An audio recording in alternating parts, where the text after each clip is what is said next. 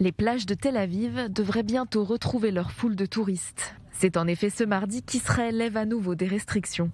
Signe qu'un retour à la vie normale semble se profiler de plus en plus, les touristes non vaccinés sont désormais autorisés à entrer dans le pays, une première depuis le début de la pandémie en mars 2020. Seule condition, fournir un test négatif avant d'embarquer et un autre à l'arrivée dans le pays. Autre changement, pour les Israéliens vaccinés de retour de l'étranger, seul un test PCR sera nécessaire à leur arrivée. Quant aux Israéliens non vaccinés, ils n'auront plus besoin de s'isoler à leur retour. Puis à partir du 10 mars, les jeunes enfants n'auront plus besoin d'effectuer leurs 2 tests hebdomadaires avant de se rendre sur les bancs de l'école. Cette obligation avait déjà été levée le 24 février dernier pour les collégiens.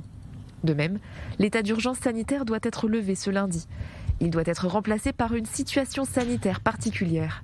Seule restriction maintenue pour le moment, l'obligation de port du masque dans les espaces clos tant que le nombre d'infections quotidiennes reste proche des 10 000. Les autorités envisagent de réévaluer la situation si les chiffres de la morbidité continuent de baisser. Ces nouveaux allègements interviennent 3 semaines après la décision de restreindre l'application du pass sanitaire. Il est désormais uniquement requis dans les lieux considérés comme à haut risque de contagion, notamment les événements accueillant un public nombreux comme les discothèques ou les salles de conférence. Des mesures prises suite à l'amélioration du contexte sanitaire.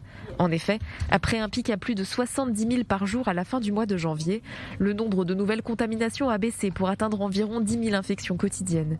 Le taux de reproduction du virus est de 0,7. Le nombre de malades graves dépasse légèrement les 500.